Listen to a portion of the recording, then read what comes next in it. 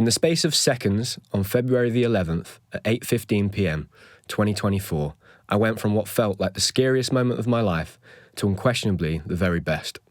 Ozzy Arthur Oldham was born 3 weeks early after a 40-hour labour by emergency C-section. Becoming a dad has been the single greatest achievement of my life, and this was made possible thanks to Connie Elizabeth Moreland. Not so long ago, I was a man that had lost all hope of a future and couldn't see a way out. Every single day now feels like a second chance, and my goal is to give my son the best possible opportunity to succeed in his own life. I've already made some big mistakes as a father, but I'm going to continue to stumble forwards in the pursuit of becoming the person that he needs me to be, and this is my story. I guess I'm going to start today where we left off last time. So I think the last episode on becoming a dad was episode 35. I had a little look this morning. I think at that point we were maybe six months pregnant. I was coming into what became a very difficult period of my life in general, let alone being in the process of becoming a dad. And I think at that time, Connie was struggling with the HD. That went on up until about week 26, so a long time. She was feeling very poorly and ill, and that was really difficult for us to manage. At the same time, externally, outside of our new little family, there was a lot going on in my family, also on Connie's family, and that was very difficult. And it was probably at the point in which I first started to think about looking after my own family, and I found that very hard. I remember having conversations with Sam. I can remember at the time I had a lot of conversations with friends, people that I considered to almost be mentors of mine, and I was saying, look, I've got all this stuff going on outside of, me, work, Connie, the baby, in people around me's lives, and I'm trying to help and be there, and I'm finding it very difficult to balance that with, the big pressure that I'm under and the big change that's going on within me. And, I think in the end, I was able to do it. I was able to put me, Connie, and our baby first. It felt really hard because he wasn't here yet, so it almost didn't feel real. I struggled with that the whole way through the pregnancy of, I'm not growing the baby inside of me, so there was that disconnect being a dad. And I spoke to a lot of dads and they all kind of said the same thing. But I think in the last 3 months it became very difficult emotionally and mentally to manage everything that was going on around us. I think if you were going to write down on a piece of paper the perfect 9 months in the build-up to having a baby, it was almost the complete opposite. It taught me again, you can't plan for anything in life, and curveballs are going to hit you every step of the way, and it certainly was the case. I think considering on the whole, we both managed it incredibly well. I know in the last few months the biggest thing for Connie was probably work. Work was hard. Work became a challenge. There are times where in the last 12 months at work, she's been left with 30 children to herself. The education system is one that I work in quite regularly now, where I go in and do my school events, and schools are so understaffed and underfunded, and teachers are a lot of the time are left on their own when they shouldn't be. And to manage kind of 30 3 to 4 year olds is a real challenge when you're 7, 8, 9 months pregnant, and everybody's so busy and they've got so much going on. A lot of the time she was asked to do things that she should just not have been asked to do, and as her partner I was getting very frustrated and angry, but there was nothing I could really do about it, and credit to her, she muscled through it. And I guess the amazing thing was that, we'd worked so hard to get to the end of her time working at the school she was at, and then to go on to maternity leave, and the way the events kind of unfolded at the end was, bless her, she didn't really get any time to prepare herself mentally for the baby. And I think it was a similar thing for me. When we turned past the new year, my only reference point for that time of the year for being self-employed was a year ago and 12 months ago. But, naturally I'd just come back from traveling. I was starting from scratch. So it was like a stop-start. But actually I was quite surprised. I felt that January, February would be quite slow. I think typically for people that work as freelancers and maybe do a similar kind of work to what I do, I know it's very different to what Sam does, but, my uncle, he's also freelance. He's a musician. So, it's a weird world that you work in when you're very flexible with your time, but also everything's on you. So the work doesn't get done unless you do it. It has to be done. There's some real pros and cons to living that way. And I thought that I'd be quiet, and I just wasn't. I think the amazing work that we'd done, and particularly, on the podcast for sure. The podcast has become like a megaphone for all the other work that I do. I'm very grateful for the work that Sam puts into producing the podcast too. And that all that did was that meant that over that 12-month period between January 2023 and December, we built up that credibility that meant that when it came to January this year, I was expecting the work to dip and it didn't. If anything, it went up a notch, which surprised me. And it was brilliant, but it also came at the time when we were getting ready for the baby coming. And I think as soon as we hit that new year and January 1st, 2024, that's when the nerves probably kicked in and it was like, oh, that's not that far away now. And we were good. We were pretty organised. We had actually bought everything for him like very early. So we were organised in that regard. I think probably the area that we didn't really prepare was maybe mentally, but maybe you just can't do that. Like, you know, it's probably one of those situations where, you know, you can get the best advice possible and everyone can tell you what it's like, but unless you actually do it yourself, you're never going to know. And I think that naivety probably I imagine if you have multiple children, that second time is easier in the sense that you have a reference point, so you don't panic as much. But the naivety of not knowing what's coming at the birth in particular or what potentially could happen really helps you get through that period, and you just kind of go with emotions, and before you know it, it's there and it's 9 months. You're like, wow, where's that time gone? But I think for me, the biggest challenges in the last few months were I was trying to catch up and keep up with all of this work and also try and plan so that I had a bit of space between his due date, so the 2 weeks before and the 2 weeks after, and I tried to move work outside of that. Again, a bit like the Mike Tyson quote that I always tend to reference on here is, you know, everyone's got a plan until they get punched in the face. It was a similar situation with Ozzy being born, but yeah, those last few weeks, I just didn't really have time to process. I felt that if I can just work until I get to that kind of 38-week mark, then I can relax and really think about him coming and prepare mentally. So I was just trying to like crank work up. I think we recorded like 3 or 4 podcasts in the space of like 2 or 3 weeks. Like we were working super hard on top of all the coaching that I was doing. I'd started some new coaching roles at the start of the year, so I started working at Knots. So yeah, there was just a lot going on and I was trying to cram it all in. And then, yeah, Connie had her last week at work, which we were just trying to get through. It was literally a case of just trying to muscle through because physically it was so difficult for her. She was in a lot of pain with her back. She had a lot of pain in her hands. She was getting carpal tunnel. Yeah, it was just a real challenge, and she managed to do that. And I guess what happened was 3 weeks before Ozzy was supposed to come into the world, Connie finished work her last day on the Friday, got loads of gifts from teachers and some parents of the kids that she taught, and then the next morning we'd planned to have an NCT class. So to be honest, we'd listened to other people when it came to the NCT classes. So, you know, family members have said that they're really helpful and are really useful. It gives you a bit of a support network. And also some friends have said that. So we signed up. It was quite expensive at the time. So I was basically like, right, we have to go and do this because we paid for it. And that Saturday morning, Connie kind of wakes up at 5 a.m. She like taps me on the shoulder, wakes me up. She's like, oh, I've got pain. And I was like, what? And she was like, yeah, I've got pain down below. Like, I think it could be contractions. And I'm thinking, no way. Because subconsciously, I'm like, no, there's 3 weeks to go and I'm not ready yet. I've not prepared. And so I just kind of like drift back off to sleep and kind of ignore it. And we kind of half go back to sleep. I don't think Connie goes back to sleep. And I had the weirdest dream. I had a dream, like in between that period of 5 a.m. and then waking up in the morning to get ready to go to the NCT class. I had this dream that there was like a little monkey that I was looking after and was like sitting on my shoulder. It was the weirdest thing. And I like can remember like taking it outside into the garden. It's like playing around. And like I wake up, I'm like, oh, I've had the weirdest dream. And Connie's like, yeah, this pain hasn't gone away. And I'm like, look, it might just be, Braxton Hicks. It's probably not real contractions. We've got this NCT class. It starts at 10. We've got to be there all day. So we get ready, we go out, we get there, and these like pains are like on and off. I don't know why for the life of me in my head I'm not computing the fact that this is labour.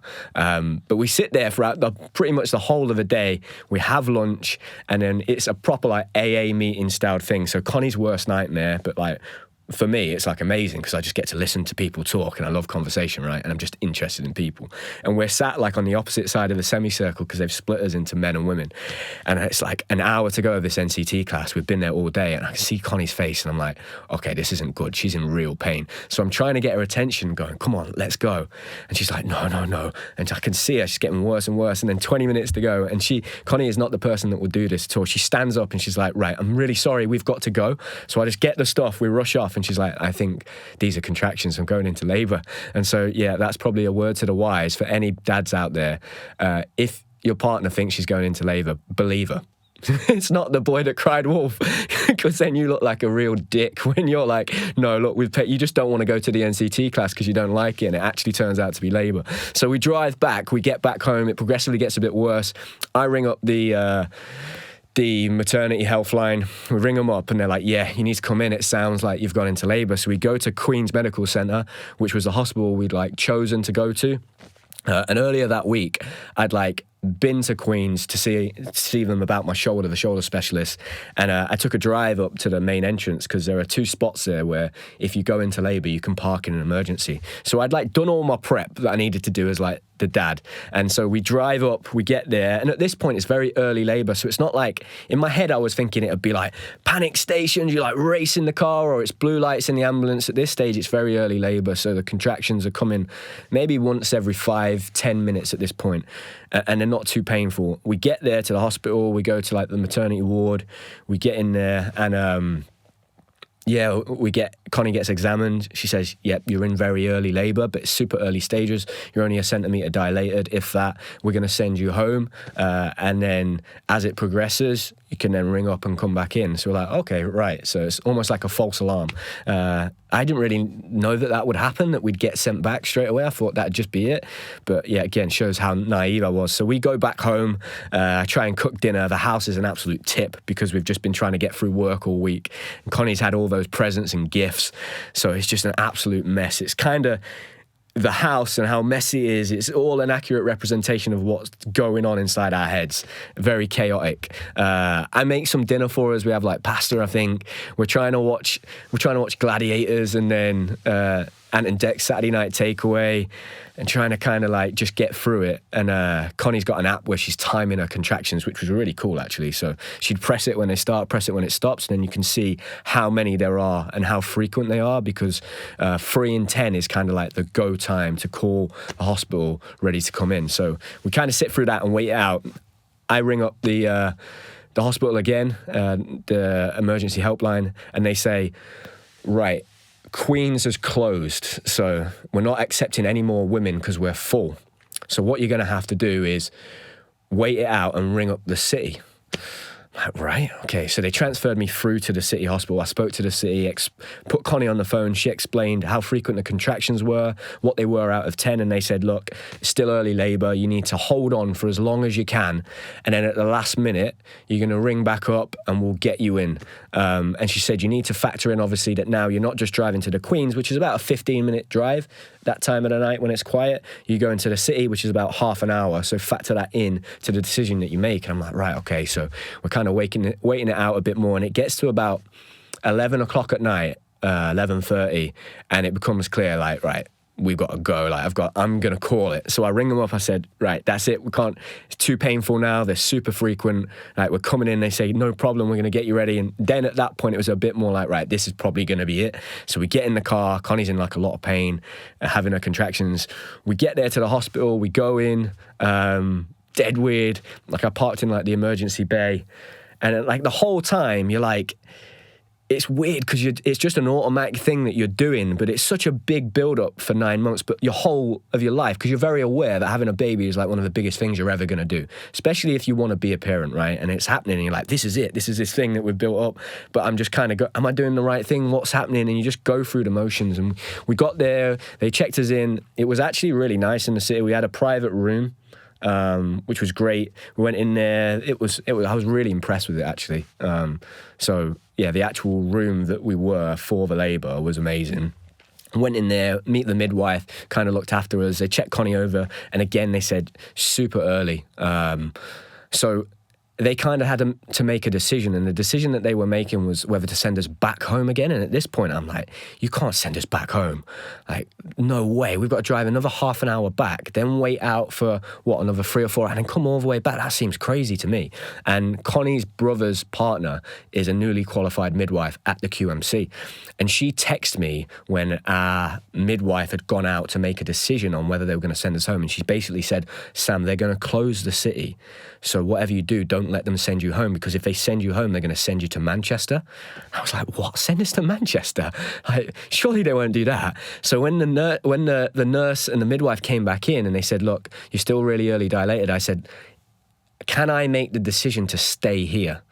And she was like, I was going to talk to you about that because we are very close to closing the city because we're full again, and there's not enough staff on between the two hospitals to cover all the women that are going into labour.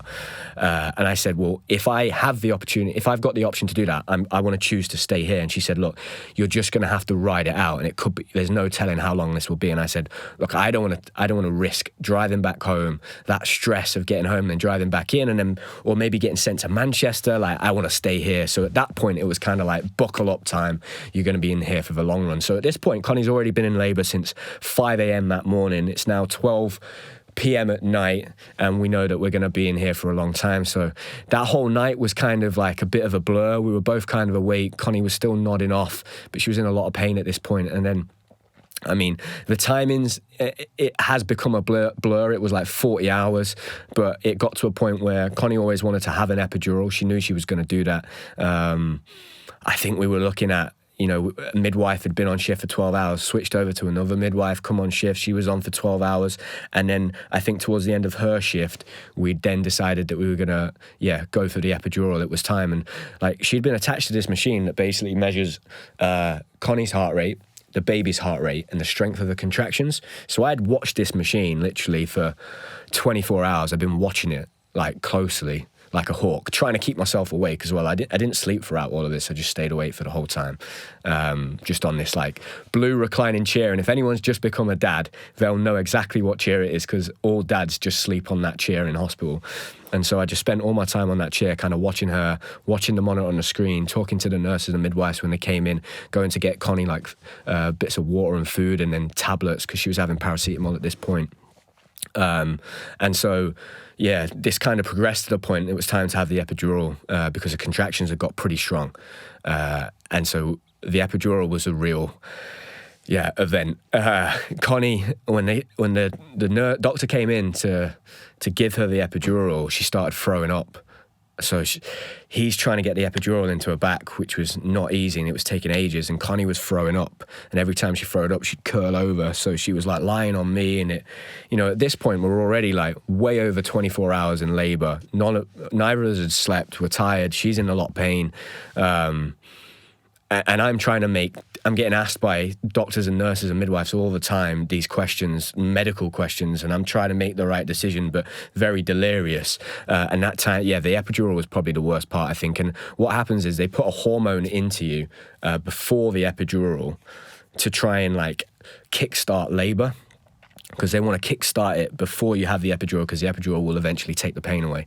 So they tried to, and those 2 hours of the hormone being in her, so she was on a hormone drip, those contractions were getting so strong, and at that point she was in like crazy pain. And I've got to say to all the women out there that have gone through labour, you guys are absolute heroes, because, I've broken a lot of bones in my career, but there's no way I could do that, man. Like, it was crazy. So the epidural, once it was in, it was a difficult process, but massively helped. And it was just blew me away that, the contractions that I was watching on the screen were getting more and more severe, but she wasn't feeling anything. I was like, this is crazy. Because an hour ago she was screaming, and now she can't even feel it. But the epidural was doing its job, and they came in and checked, and they said she's got a really good block, which means that she basically, the epidural had worked up to like the top of her chest, so she couldn't feel anything under that, and that was really good.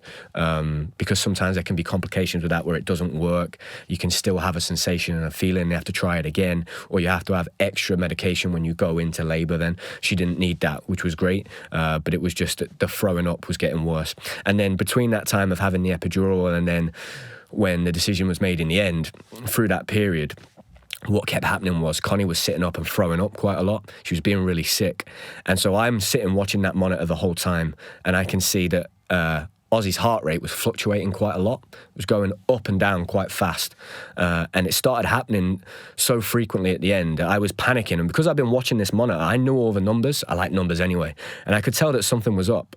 But, you still, even in those serious situations where, like, it's your partner and your baby, you're still a bit reluctant to say anything, because you're like, these guys know, they're like medical professions. And what happened was there was the final changeover. So the midwife that had been with us, who was an amazing lady, and she was brilliant, and she was great throughout the whole time. She was really helpful. And we're very grateful to her for everything that she did for us, because it was a long labour, like I said. She handed over to a young girl that came in, and the young girl came in, and her name was Peace. when she came in. So she came in, which was quite cool that was her name, and I could tell that she was young, and she did the handover, and she was getting all the information from the other midwife. And in this time, in the space of like, literally, I think handover was like 7 o'clock, maybe 6:30, and between that time, like, birth had happened within that hour. So she handed over, was getting all the information. I'm listening to make sure that, you know, they've not missed anything, and then I could see his heart rate just going up and down really fast. And so they did the handover, and at this point, a nurse came in and a doctor to have a little look at Connie. And they were watching the monitor on the screen, and they started to look a little bit concerned and start to have some conversations. And they basically said, look, we're going to check to see how dilated you are now, because we're not quite happy with his heart rate. So they checked how dilated she was, and at this point, she had got to 9 centimeters, so it progressed really quickly, which was awesome. But they had said, but the nurse had said, I'm still not happy. I'm going to get a second opinion. The doctor's going to come in, and we're going to decide, because the heart rate is fluctuating massively. So I'm like trying to listen to all this on no sleep and take it all in and think, right, you know, what do we want to do? And they come back in, they say, we're going to give you 15 minutes and then we're going to come in and we'll make a decision. But they come back in after like 2 minutes, and the new doctor that's with her comes in and he says, right, yeah, I'm not happy. I think we're going to call it. And I'm thinking, okay, what does this mean now? And she said, right, we have 2 options now. And at this point, I've not really noticed, but more people are coming into the room to kind of check. And I guess they're preparing, because they've gone outside and had a conversation, said, look, this lady that's in, I think we're in unit 9, is close. So we need to be prepared if we need to be ready to go. She comes in and she basically says, right, you have 2 options. We want to take you through to delivery, and we can check to see if you're 10 centimeters dilated. That's what you need to be in order to start the process of giving birth. And then you can start pushing. And if you are 10 centimeters, we can try and deliver by natural birth. If you're not 10 centimeters and you're 9, we then need to do an intervention. So either we'll use forceps, which are used to like pull the baby out, or we're going to have to do an emergency C-section. So I'm sat there, and this is like a lot of information to take for both of us, and Connie's just like out of it at this point, not really with it. She's on a lot of drugs. So I'm like, right, okay, I need to be able to like be thinking here, like make sure I've got a clear head to make rational, logical decisions. I'm trying to think of all the things that we kind of discussed in the NCT class when we were with all the dads, and like trying to be a real calming force in that situation that's very just chaotic and super emotional, and everything's all over the place and 100 miles an hour, which typically I'm not very good at, but I've got much better at in recent years. And so I'm trying to think, and I'm asking some good questions to the doctor and the nurse. And I said, look, preferably, why would you choose forceps over a C-section? And she just said, look, preferably we do that because it's less risk to the mum and to the baby. However, if we feel that emergency C-section is like the only option, like we will go with that. It's a lot quicker. It's probably less traumatic for the baby. And I was like, okay, right. And I was like, well, I'm happy with us going to the delivery unit and checking whether Connie is 9 centimeters dilated. And if she's not, then we could look at forceps. And after that, I'm happy with you guys making the decision. If you decide that emergency C-section is the best option, we go with that. And she literally, this was at 7:58, we had this chat. And as soon as I said, I'll be happy with you making that decision, she said, decision made, let's get ready to go to delivery unit. And I was like, what? That was a decision? I was like, no, I'm still just like thinking this over in my head. And then all of a sudden, all of the medical staff come into the room. They prep Connie. Connie's kind of like a bit out of it, looking at me. I'm like, what's going on? And within the space of 2 minutes, we were out of that room. We were walking round to the delivery, to theatre, basically. And we're walking to theatre, and I'm like trailing behind Connie, who's on the trolley, and the doctor's trying to give me some last minute information. I'm trying to take it all in. I've like forgot my phone. We've got nothing with us. We've got no phones. One nurse was like, have you got your phone to take photos? I'm like, I'm not thinking about taking photos at this moment. Like, what's going on? And we walked through. It was maybe like a minute walk, and they kind of rushed Connie into the theatre, and they say, Dad, you've got to go in there and get changed. So I went in there with the male doctor that was delivering my baby, and he was just dead casual, putting on his putting his green kind of like hospital uniform on, just nice and relaxed, and I'm there with him. It was the weirdest thing. I'm like the dad with him getting changed. He's like, oh, everything's going to be okay, don't worry about it. So I'm like putting the stuff on, because if you go to emergency C-section, you have to wear like a green gown and a cap on. So I'm like putting it on, then putting it in a locker. It's like the weirdest thing. And those lockers, like for some reason, those lockers always either remind me of school or going to the swimming baths. It's like dead weird. So I put whatever clothes I've got in that locker, walk out, go into the theatre, and when I walk in, there's like 15 people in this room, and they say, Dad, you have to sit on the chair in the corner. So I go over to sit on this chair, and I'm there, and I'm like nervous and shaking. And Connie's on the bed, and there's an anaesthetist talking to her. They've put basically like a little barrier, a little wall up so Connie can't see what's going on, and they're basically prepping her for C-section. And I'm like sat there, and she's panicking, and she's saying, Sam, what's going on? Like, where's Sam? And I'm like, I'm over here, Connie, I'm here. And she's obviously freaking out and panicking. The anaesthetist is trying to talk to her, and these guys are like rushing around really quick. It's very professional. They're all doing all their checks. So I recently had like a dye injection into my shoulder to check out what was going on, and they go through every check with everybody and make sure everything's in place. They were doing the same thing. It was super thorough. And then after about 5 minutes, they said, okay, Dad, you can come in now. So I go in and I sit next to Connie, and I'm right there with her, and she's obviously she's panicking, she's worried, she's scared. I am too. I'm telling her it's all going to be fine. She doesn't need any more she doesn't need a top-up of the epidural, because the epidural and the block's working fine, which is great, but she starts to then throw up again. So she's lying there throwing up. The doctors and the nurse are like getting her ready, preparing her for like birth. And yeah, what unfolded between the space of 8 o'clock when we left and then Ozzy being born at 8:15 was just like the most full life experience I've ever had. And between that period, you know, in that moment, all I'm trying to be is what someone else needs me to be. And that's how I think you get through a situation like that. I'm not thinking about how I'm feeling, how panicked I am. I'm like thinking what Connie needs from me, what my boy needs from me, what those medical professionals need from me. And I'm just trying, a bit like the way I approached my granddad and that experience, just trying to be somebody that other people can rely on in that moment. And you know, I held her hand, I was just there, I was talking to her, I was telling her it's all going to be okay. I'm someone that is like petrified of like blood and stuff, so Connie's big fear was that I was going to pass out and faint, but I was actually fine throughout the whole of that process. Held it together, held her hand, she's throwing up, I'm talking to her, telling her it's going to be fine.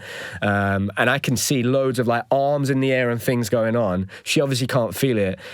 And I know what's going on. And then they start the process of trying to get Ozzy out safely. They check that whether or not Connie is dilated. She's not, she's still 9 centimeters. So they decide to go in and do an emergency C-section. And the reason that they chose to do the emergency C-section, it was a category 1. So 15% of pregnancies are emergency C-sections. And then around a quarter of that will be category 1, which is like the highest priority. At that point, they have 30 minutes from when the decision was made. So that's my decision that I didn't know was a decision, to get the baby out of the mum. So 30 minutes to get them out, which is not a long time once that decision's made. And like I said, there's only 15% of pregnancies that are emergency C-sections, and an even smaller fraction of that are category 1s. A category 1 is when there's a threat to baby's life or mum's life. So at this point, you know, I'm hearing these big words, and I'm not stupid, so I can sense the atmosphere, and I can feel that they're trying to act calm and talk to us and tell us be reassuring and tell us it's going to be okay, but I know in reality that like this is quite a serious situation. So yeah, I'm just trying to remain calm, like focus on Connie, because that's the only thing that I can do. And they start the process, and then the nurse, I can tell the nurse is panicking because I can see her and she's like all the way in trying to get him out. And they discover, once they start trying to get Ozzy out, that he's wrapped in the cord too. So in the end, it turned out to be 100% the correct decision to perform an emergency C-section, because they didn't know he was wrapped in the cord. They made the decision on the emergency C-section because his heart rate was dropping so much and it was fluctuating. So she's trying to get him out, and I can hear in her voice that she's panicking. Connie's freaking out. I'm squeezing her hand as hard as I can. She's crying, throwing up, like it's just a lot going on. And eventually, after what felt like eternity, they pull him out and they get him out. And when they get him out, there's a period which I can only describe as the scariest, most frightening window of like free time I've ever had. And there's so much going on. It's so loud, but it was so eerily quiet as well, because you just expect when your baby comes out, you're going to hear him cry. And we just didn't hear anything. And Connie's looking at me and she's going, what's happening? Is he okay? Is he okay? Is he breathing? Is he alive? And I'm going, he's going to be fine. He's going to be fine. The nurses and the doctors have got him. The anaesthetist is saying the same thing. But there was a period of time where it was what felt like forever. And I'm sure it was minutes. And it was quite a long time. We just couldn't hear him. And I'm freaking out. And so I'm trying to be strong for Connie. But in that moment, I am literally having the conversation in my head, because one of my friends had this conversation with me a few months before. And I'm thinking, how the hell are we going to deal with this if he's not okay? And then what am I going to do? And I genuinely had this conversation in my head. What am I going to do if they ask me to choose between one of the two? Because I knew we were in a serious situation, and I can tell from people panicking, and I was just frightened, but I was trying to be strong, and I was just squeezing her hand as hard as I could. And then after what felt like 3 or 4 minutes to me, we just heard him make a noise. And in that moment, it was like the best moment of my life. I stood up holding her hand and just kind of made a noise, like, ah! And then sat back down when I heard him, and he like cried and he took his first breath, and there was just streaming down my face, and I was looking at Connie and she was crying. I couldn't believe it. And they were like, because what had happened was he needed to be resuscitated and he had CPR. And then when you go and see him, and they said, Sam, do you want to see him?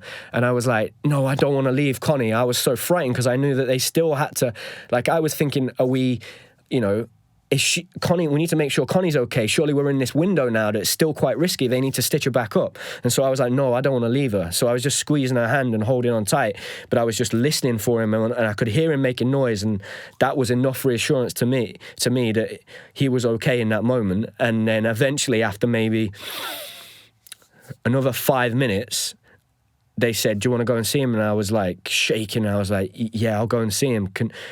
But just look after. I didn't want to not look at her, so I kind of watched Connie the whole time. And then I went over, and they had him in he was in what's like it looked like the bottom half of an incubator with a light over the top of it, and he was just there on like a piece of giant kitchen roll. And when I walked over and I saw Ozzy for the first, it just didn't seem real. It didn't feel real. Like it didn't look. My brain couldn't compute it. Like it was such a mental experience. Like the highest highs and the lowest lows that you're probably ever going to feel, all in the space of like what was minutes and seconds. On top of not sleeping for like 40 hours, it was just a whirlwind, and I was just. I didn't know. They said, do you want to hold him? I was so frightened to pick him up. He was tiny. When he was born, he was 6 pounds 4. And like his whole head fit just on the palm of my hand. And I was so frightened of like, one thing I was dead nervous about in the build up to it was like holding him, like holding a baby. Like, I don't know how to hold it. How do I hold a baby? Like, I think as a guy in particular, like, there's not many opportunities in your life unless you have younger brothers or sisters or you have nieces or nephews to hold a baby. I was like, how will I know how to hold him? Like, but when they get you, just do. That's the only way I can describe it. Like, I just knew what to do. I don't know whether you just do. You just go into this. It's like this innate thing. I just could hold him, and I took him over to see his mom, and at this point, I'm trying to I can't believe it. I can't believe he's real. I can't believe he's mine. I can't believe what Connie's just done, what we've just been through. And I'm looking at him, but I'm also like panicking because Connie's still being stitched up. And that whole process took about 15 minutes. And, I'm there with him, and she's trying to look at him, but she's in a lot of pain, and she's out of it, and she's on so many drugs. I think she was on about 9 different drugs at that point. They'd given her everything. She was on fentanyl, so she was just spaced out. The adrenaline was starting to kick in. The adrenaline she'd been given, so she was starting to shake. And what happened then, somebody had come in and they brought our phone a young midwife had brought our phone in, so we'd taken some pictures, and like I said, it was just the most weirdest, surreal moment. And like, their priority then at that point, the doctors and the nurses, is Connie. They get a call in for another emergency C-section, so they have to get her out fast. And they basically, they come up to me, the midwife, and she said, he needs to get skin on skin quick, and mum can't give it him, so it's going to have to be you. And I'm like, what? Because I'd not really like known about this. I'd heard about it, but I'd not known that this was, I didn't realize it was that important. And they had to take Connie out, and so they took me out of the theatre with my little boy, and they rolled him through on his cot, his hospital cot, and they sat me on a chair, told me to take my shirt off, and I just lied there back on a chair, and they put my son on me, like, for the first time, put like a blanket over him and just left me in an empty room. And it was the weirdest thing. And I sat there for like half an hour on my own with him, and there was no one there, and I was just left with my son. And it was the most surreal thing ever. It was just me, and I can remember just staring, like, kind of spaced out, but just looking at him like, whoa, he's alive, he's mine. Like, this is so strange. And eventually they wheeled Connie in, and at this point she was shaking like ferociously from the adrenaline, and they couldn't give him to her because she was shaking so much. So I just sat there, and she was kind of in front of me, I was behind her, and she was going, Sam, where are you? I'm like, I'm here, he's okay, he's all right, he's alive. And you know, after about an hour, I was able to give him to Connie, and she could have him. And yeah, I mean, just, yeah, the most unbelievable, like, the most unbelievable day of my life, like, incredible. And I've not really had much time to process this. This is probably the first time I've sat down and really even gone over it in my head. It's just a non-stop hamster wheel of your life just changes like that overnight. Like, everything revolves around him. He's on this cycle, and you follow that, and you fit in your life around that. And yeah, that first night, neither of us slept. We was too petrified to sleep, and we go to the ward, the maternity ward. You're in there with like 4 other mothers. It's chaos. They're also in a position where they've just had a baby. And that first night, I mean, he was dead quiet, didn't make any noise, like, slept. I stayed up all night. It was like I was on sentry duty, watching both of them. I just didn't want to sleep. And that next morning, they kind of came in and they checked him over, did his observations. So you learn about that when you have a baby. They did his observations, checked everything, so his heartbeat, his temperature, all of that. And he was a bit unresponsive, so a little bit worried about that. He was quite quiet. I wasn't really crying or making much noise. So they checked on him, and he got referred to the neonatal unit. So they had to keep an extra eye on him because he was quite quiet. And then, yeah, we ended up staying in the hospital for 5 days. I think the hardest part of that was probably like day 2 or 3. I've not slept for days at this point, and if I have slept, it's like a couple of hours here or there. And I can remember, like, on the 3rd night, just walking around the ward, just a bit lost, just proper spaced out. And the thing that surprised me the most was that experience was really traumatic for Connie, but for me as well. Like, I'd been through quite a lot in that, and there's no conversation afterwards. There was no, like, touch base, like, are you okay? How are you finding it? There's none of that, which did surprise me, considering, like, the nature of the way it played out. There was no debrief the next day. They didn't tell us what had happened. I think that would have been really useful, because it would have filled in a lot of gaps and probably taken away a bit of the fear and of what had happened, and not quite knowing exactly how it played out. That would have been taken away if someone had come and done like a real solid debrief with us, because Connie was so spaced out and on so many painkillers and drugged up that she doesn't have too much of a recollection of how the birth played out. For me, I was there, I saw all of it. It was like a lot to take emotionally, mentally. It really, like, drained me, especially after the 9 months. It had not been an easy pregnancy. It was tough. It was really challenging, especially for Connie. And yeah, I found that. And so I sat there in the ward one evening eating a meal that our friends and family were incredible, especially Connie's parents and my parents. As much as they'd had a lot going on in their life in that period building up, that week in hospital and the week after, they were absolutely incredible. they were exactly what we needed, in that moment. And they were there every day, and they brought us food. It was amazing for them to meet him for the first time. And and you know what was cool about, I wish Connie had been able to have that skin on skin first, but I think a lot of dads struggle to build that connection with their kids straight away. And so the fact that I got that first, I definitely feel like that helped me, because I was really struggling in those 9 months of having to remind myself that you're going to be a dad, you're going to be a dad. And, I was finding that quite tough, and that really helped that connection with me and him. And when he was born, because Connie had an emergency C-section, she's in a lot of pain. Because the other thing is as well, you've been through major surgery, proper surgery. When I was an athlete and I had ankle surgery, that rehab process is a year. You have major surgery, you deliver a baby, you go through this trauma, and then some of these women were on their feet, walking and out the next day. I was blown away. I was as if this... When I walked back from seeing Ozzy for the first time, on that cot that he had in the hospital, and I turned around and I saw what was going on behind that screen to Connie's stomach, I was how on earth does any woman walk away from this? Medically, this is it's like a miracle. And so being able... that is a real big deal. And... that's something we hadn't planned for. And I think that's probably the biggest piece of advice that I'd give any dad or partner that's going into that process, is you have to be ready to pivot and change quick. Initially we were meant to be going to Queens. We ended up at City. I could have panicked at that moment, didn't, stayed focused.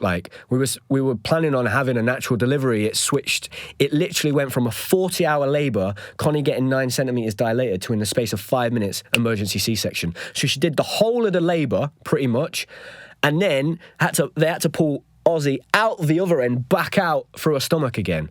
So she had the worst of both worlds in terms of what the types of delivery she could have had.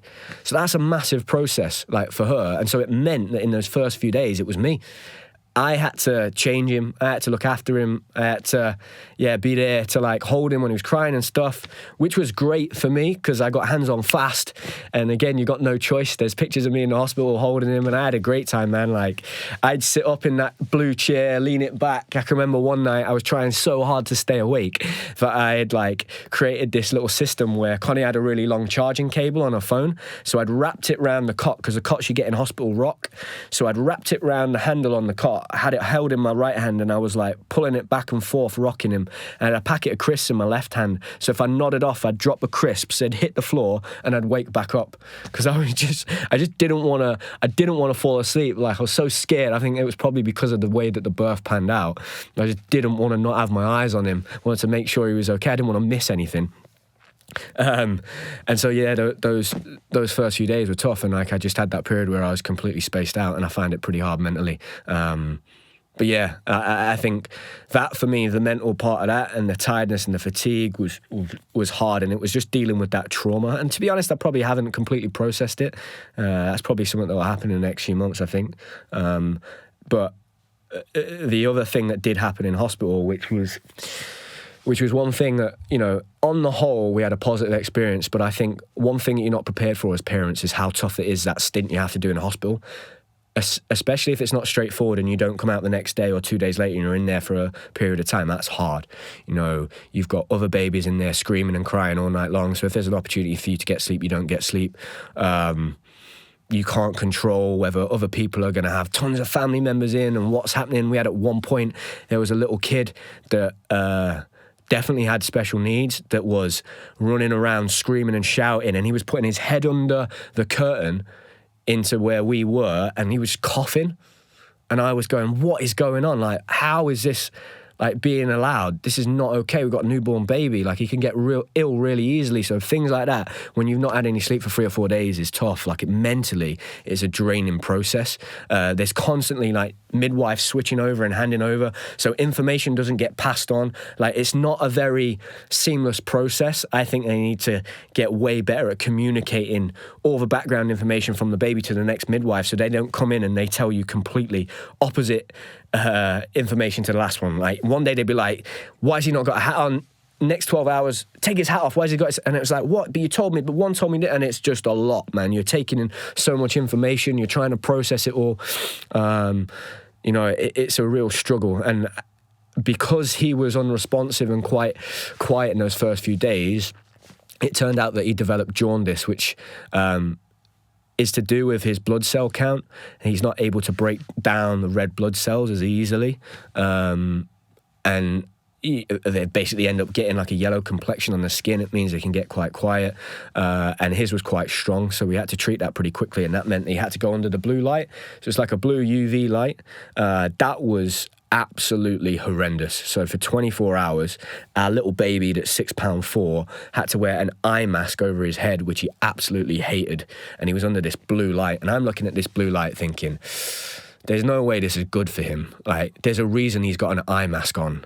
Like, and it was awful. Like, I just didn't sleep. I was not happy. And I think the big thing that happened, and I'm actually going to make an official complaint about this, was that during that 24-hour period, which was 4 days in where I'd not slept, when he first went under the blue light, I went to the reception and I said, can I change him under the blue light? Because my head straight away has gone, well, if his eyes can't be under the blue light, surely his genitals can't be under the blue light. Like, they're super sensitive, right? And I'd had an experience 6 months before where I'd been for scans on my shoulder, and they wanted to do a scan they basically wanted to do a chest scan, and they wanted to do a scan on my the lower region of my body. And I went in for this MRI, and the MRI guy came out and he said, look, you've been sent through for a scan here on your lower region, but I've refused it because there's no way you've got the injury that they think you have. And to give you an example, when you have a normal X-ray or an MRI, a normal X-ray, the radiation level was something very low. It was quite a low number. I can't remember exactly the number. But he said, but to have that scanned on there, it's 300, and there's no way I'm taking that risk on your genitals to put you under that much radiation. So that freaked me out. So the radiation thing was hot on my head. And so I asked them, and they said, yeah, you're absolutely fine. You can change him under the blue light. So I go over, I change him. It's taking me I'm new to this, so it's taken me 5 minutes to change him under the blue light. Then the next midwife comes on, and at this point, we're trying to feed him. And they say, look, even when you feed him, you got to try and keep the blue light on him. So she sits me up, and I'm feeding Ozzy, and she puts the blue light right on my face, and my face is like burning hot. And they just had a handover of midwives. This midwife comes in. It's a midwife we've not seen before. And she says, how's the baby under the blue light? Make sure you don't change him under the blue light. And I was like, what? I was like, what do you mean? I was like, the reception told me that I've changed him under the blue light. And she said, no. You should never, ever change a baby under the blue light. I worked in the neonatal unit for 10 years, and we never change a baby under the blue light. And I was like, whoa, hold on a minute. What do you mean? Like, she told me you can. She was like, no. And I was like, what? And I'm freaking out because I've not slept. I'm looking at Connie. She's freaking out. Our baby's like, got these blue glasses on and stuff. It's awful. I'm like, he's still got them on while I'm trying to feed him while this blue light's shining on my face. And then she was like, and also the adults should never be under the blue light either. And I'm like, what do you mean I shouldn't be under the blue light? I was like, I've had this blue light on my face for half an hour, and this side of my face was on fire. So I'm freaking out and getting quite angry, and I'm raising my voice. And I was like, I want to speak to your superior. Can you bring her in here? They come in, they go out and have a conversation. They try to reassure me that, look, it's fine. We've done this for 10 years. We always tell, you're fine under the blue light. It's not a problem. We always say that the baby's okay under the blue light. We've changed it for 10 years. We're not sure why this midwife has said that. She's worked in a different country where they have different procedures. And I'm like, whoa. At this point, I'm getting so angry because I'm like, what's right? Is she right? Are you telling the truth? Are you now trying to cover your ass because she's told you something? And then she says, because of this, we're going to relook at the way we operate and the things that we do. I'm like, whoa, I don't want my baby to be the laboratory test for you changing your procedures. And so then they get their superior, which is the manager, that comes in. She has a chat with us. She say, look, there's no evidence. We've had a look online. I'm like, you've had a look online? I'm like, this, and And I had asked the midwife, why shouldn't the blue light be on my face? And she said, because of radiation. So she's thrown the word radiation at me when I've not slept for 4 days. I'm going mental because I've got a baby and she's saying the word radiation. And so they say, look, we've checked online. There's no evidence to suggest that there's any more risk if you've been under the blue light or you've changed them under the blue light. The one thing we can do, we can contact the manufacturer of the blue light and ask them. And I was like, what? And she was like, look, if you want to make an official complaint, this is the avenue that you go down. Here are the people you need to talk to. And that is something that I'm going to do, regardless of whether or not the blue light was an extra risk. Number one, I didn't want to be I didn't want to be someone sitting on a sofa at the BBC or the ITV in 5 years' time and telling my story and now the effects that it's had on my baby, number one. But number two, I was like, they shouldn't be saying words like radiation to somebody that's had that traumatic experience, like a couple that's had that traumatic experience and hasn't slept for 4 days. Like, that was just not okay. So yeah, that was the worst experience we had in there. And eventually, after 24 hours, his jaundice level had come down to the point that they could let us out. And I mean, it was just stress. We just wanted to get him home, but driving him home was amazing. I'll never forget that. We had country music on, which I've been listening to the whole time during the pregnancy. And yeah, I think that playlist that I had on is always going to remind me of that, just taking him home for the first time. And yeah, and then those 7 weeks since then has just been an absolute blur, man. It's been the most incredible thing. I think the thing that I've found the hardest is probably the sleep. I think I underestimated how difficult that would be. I genuinely thought people were exaggerating when they would say that the sleep's really hard. It's tough, man. Like, he probably sleeps for 2 hour, 3 hour stints at a time. That's it. And so because we're bottle feeding him, I'm able to do a lot of I can help a lot. So I do half of the feeds, and yeah, that's been a challenge. And I think, I've made some big mistakes. Like 2 weeks in, I just started back at work. And I think one thing that I would do next time is, I had 1 week off in the hospital and 1 week off work afterwards. If we were to have another child in the future, I would do my very best to have as much time off as possible. And I'd say to anybody out there, any like partners or young men out there that have the opportunity to have paternity, take the maximum you possibly can, man. Like, take it, because you're going to need it. And your partner's going to need it on the other side, because the emotions and the hormones, like, that's another challenge on top of just the lack of sleep and just trying to do your best and feeling like you're getting everything wrong. And, there are probably going to be occasions where you have to go back into hospital and take him back in the first few weeks, especially if it's your first, because you've got no point of reference. But yeah, when I started back at work, like, I definitely underestimated that lack of sleep, and then being able to do things like this, being able to engage with kids. Everything that I do is like high energy. It's got to be like jazz hands a little bit, and that's tough, man, when you've just had no sleep that night. So I definitely underestimated that. And I think, the hardest thing that I've experienced so far in those 7 weeks was, there was one night where I'd done a lot of the night shifts, and there's one night where I did the whole night. And I'm just trying to do everything I can, and I'm probably doing way too much. And we were downstairs. And it's hard to describe this to...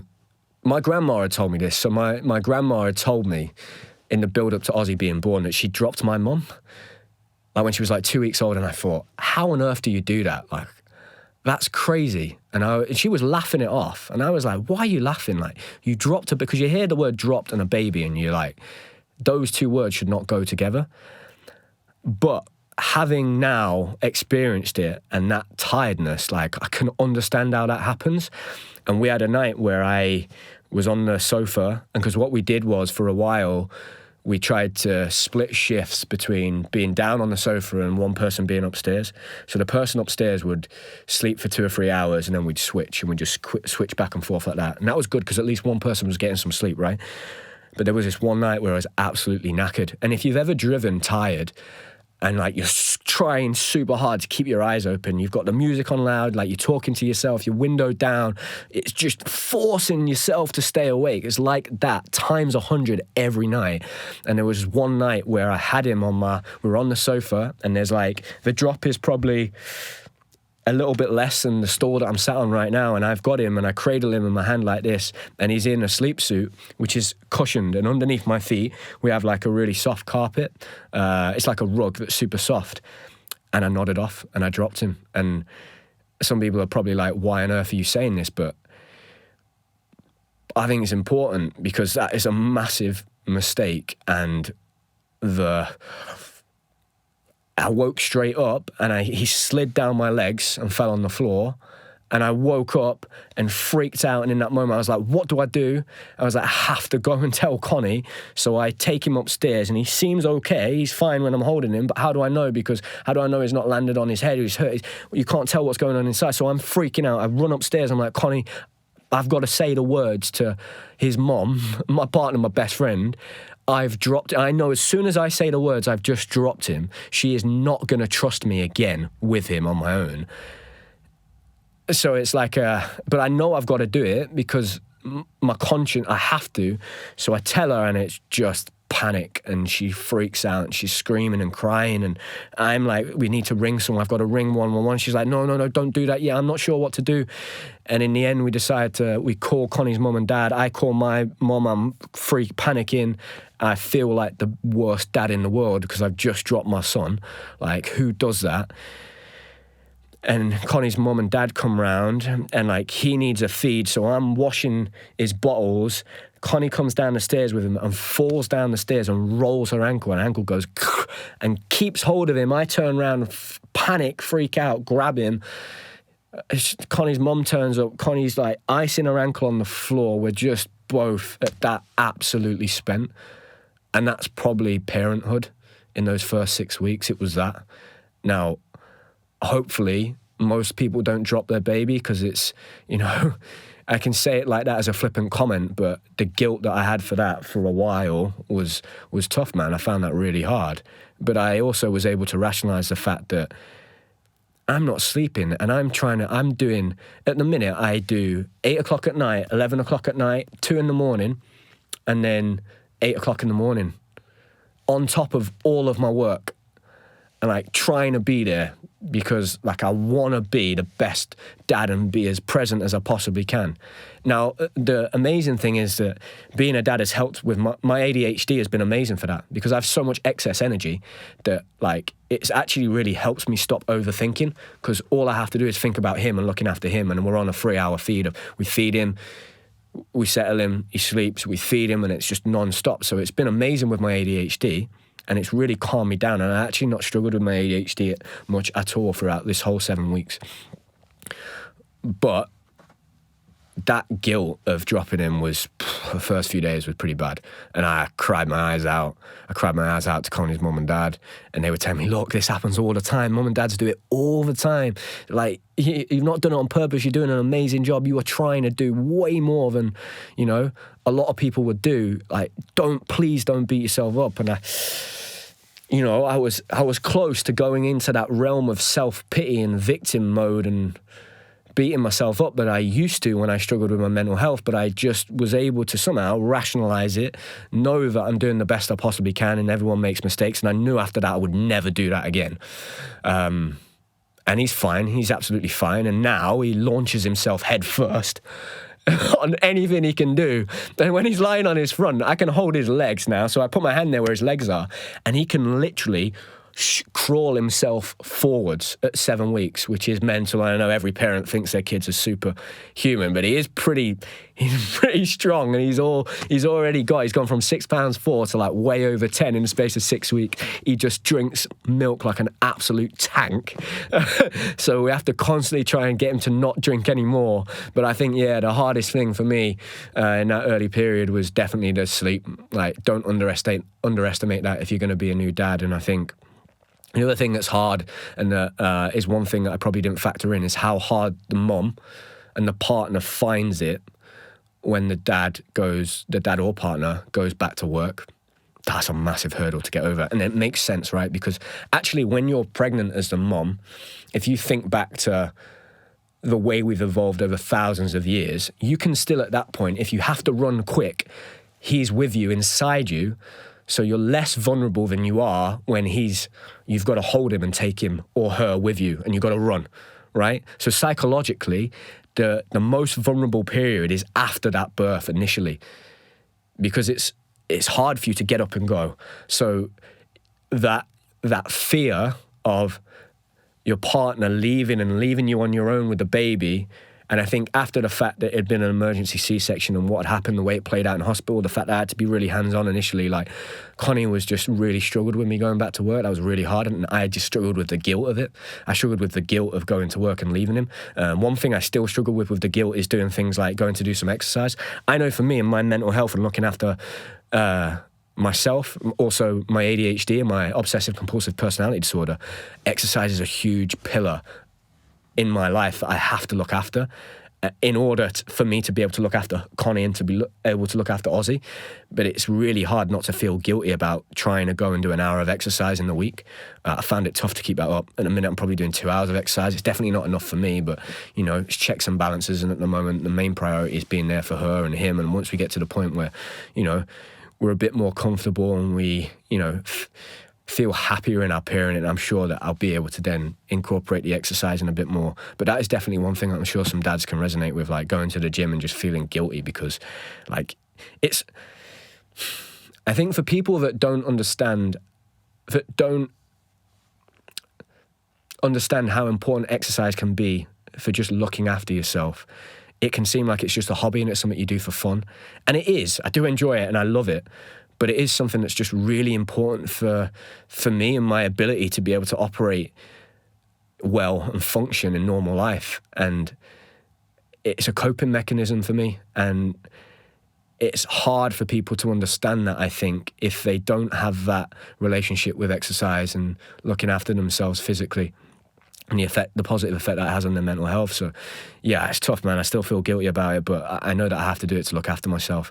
But yeah, so that's been tough. But having said all of that, I don't want to put anyone off parenthood because it is the most incredible thing.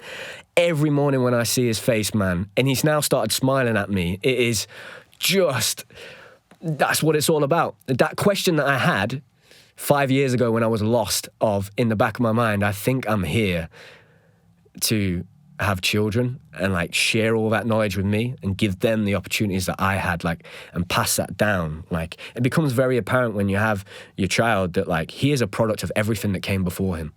On my family side and his mum's family side, like, that's just incredible. That's amazing. And I want to give him every possible opportunity to succeed in his life. But, you know, for anybody that's become a new dad, you'll have felt that incredible fuel and fire and motivation. It's just so much easier to go out there and get it and work. I think that's one thing that, for me as a man, like, the drive to go out and provide, it's there innately. You know, it's ingrained within me. Like, I love it. That is me. That's the bit I'm taking care of for the family. I think that's quite hard for the mum to understand in the beginning because her pull is to nurture and looking after and making sure he's okay. Mine is too, but it's also to making sure we're financially provided for, that I'm going out there, that I'm keeping up with my career and make sure that I can keep this roof over our head and make sure we're protected and we're safe and we're going to be okay and we're stable and we're financially okay. Like, that's my drive as much as it is to look after them. So, yeah, it is the best thing in the world. Courtney Tulloch, who's been on the podcast, just announced he's going to be a dad. I'm so excited for him. Courtney's been absolutely smashing it so far this year. I think he's got an amazing chance of potentially getting one of those spots to go to the Olympic Games. He's going to the European Championships. I mean, how amazing would that be to go to the Olympic Games and then in such close succession to then having a child? Like, oh, just the coolest thing. So Courtney, if you do listen to this episode, mate, use that as a drive and a positive force, because that will just be the coolest thing ever. And yeah, I'm super excited. It's only been 7 weeks, right? And I'm probably going to do a check-in like this every now and then to talk about fatherhood and how I'm finding it. But so far, it's been a wild ride, man. I've loved every minute of it, the good and the bad. Like I said, I made some big mistakes, but I'm going to continue to just stumble forwards and improve and get better and be the person that he needs me to be and Connie needs me to be. And yeah, it's been amazing. And I'm just super excited for this chapter of my life and raising him when he starts to develop his personality and he talks to me in his first thing. And and the coolest thing about being freelance is that I am there.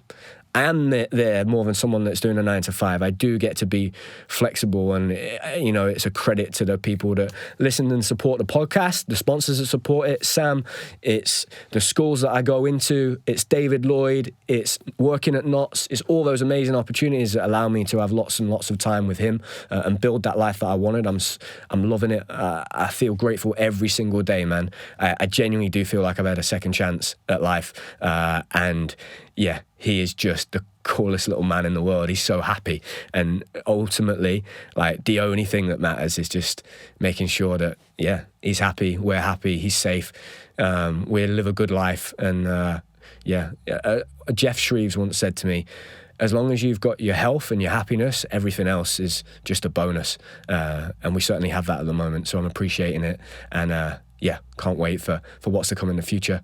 And if one day when he's older, Ozzy listens to this, I love you, mate. You've changed my life. And I can't wait to see what kind of a man you grow up to be. It's going to be an amazing ride. The most important thing is that I get you your first Man United shirt soon. And hopefully Man United start to win things again by the time you're old enough to really take it in, so that'd be awesome. But and the biggest thing is that this summer that England go on to try and win the Euros. Imagine that, if that happens in the year that he's born, that'd be so cool. That'd be amazing. So yeah, super excited for that, get him his first little England kit. And I've taken him to the gym as well, so he's been to the gym.